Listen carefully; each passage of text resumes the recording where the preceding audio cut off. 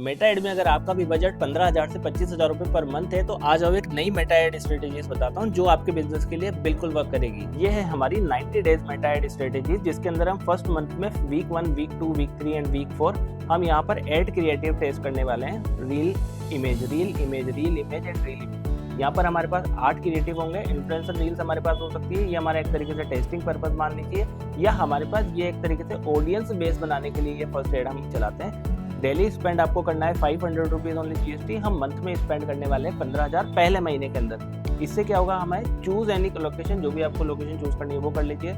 Engagement add रहने वाला है ये, making for interested audience base. हमें क्या करना है, एग्जांपल हमारे पास 10 लाख लोग हैं तो हमें एक ऑडियंस चूज करना पड़ेगा। हमें हमारी एक्चुअल में टारगेटेड ऑडियंस 1000, 10,000 जितनी भी है उन्हें टारगेट करना पड़ेगा। फनल क्या होता है, फनल भी एक बार यहाँ पे जान लीजिए। हमारे पास जैसे ये फनल पैटर्न बना हुआ है, यहाँ से मेटा एड हमारे पास गया है, यहाँ से हमारे पास न्यू ऑडियंस एंट्री करी। ये स्टेज हमारी example engagement ad for filtering audience. यहाँ पर हमने एंगेजमेंट एड हमारा ये वाला रन कर रखा है फर्स्ट मंथ। इसके बाद हमारे पास कंसिडरेशन स्टेज आएगी, जहाँ पर एंट्री करने के बाद लोग क्या करेंगे, इंगेज होंगे हमारी ऑडियंस, और देन उसके बाद कंसिडरेशन रहेगी हमारे प्रोडक्ट या सर्विसेज के अकॉर्डिंग।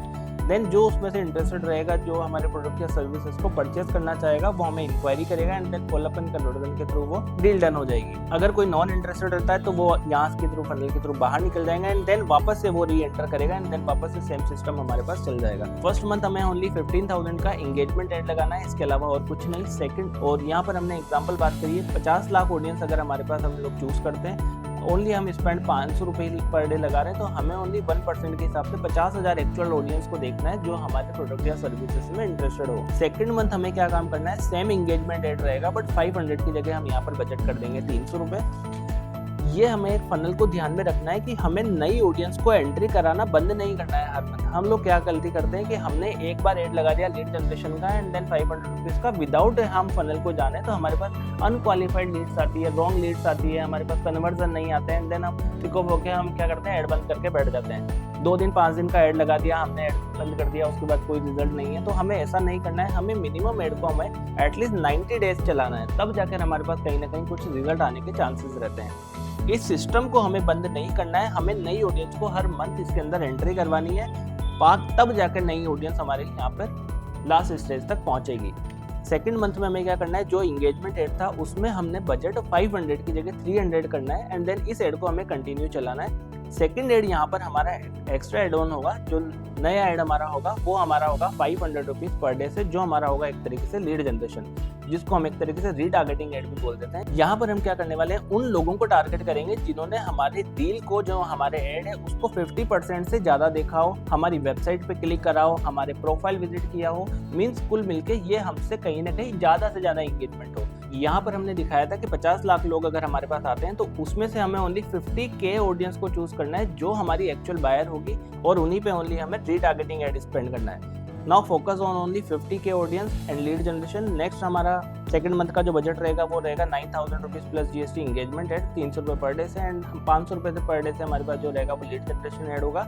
हमारा एक्चुअल सेकंड मंथ का जो बजट जाएगा वो 24 या 25,000 रुपये जाएगा पर जीएसटी प्लस जीएसटी। एक और हमारे पास क्या करना है, यहाँ पर हमारे पास होगी क्वालिफाइड लीड्स, 101% श्योरिटी हमारे पास क्वालिटी लीड्स आना चालू हो जाएंगी, क्योंकि अब हमने फिल्टर कर चुके हैं। Actual qualified leads will come surely per day if you received. अगर हमारे पास पर डे 5 इंक्वायरीज भी आती है, महीने के बाद हमारे पास अगर हम देखा जाए तो 150 इंक्वायरीज हम लोग रिसीव करते हैं। 5% कन्वर्जन रेशियो के हिसाब से भी हम 7 to 10 कस्टमर्स एवरी मंथ हम लोग क्या कर सकते हैं, कन्वर्ट कर सकते हैं। थर्ड मंथ हमें सेम प्लान करना है। हमें अगर हमारे पास बजट थोड़ा सा ज़्यादा है, 25 की जगह हमारा बजट अगर 50 है, तो हमें सेम एंगेजमेंट एड को डबल कर देना है एंड देन हमारे पास जो लीड एड है उसकी भी हमें प्राइसिंग बढ़ा करके हमें एक सिंगल एड की जगह हम मल्टीपल एड के अंदर पे कैलकुलेशन कर सकते हैं। यही सेम स्ट्रेटेजीज आपको फॉलो करनी रहेगी।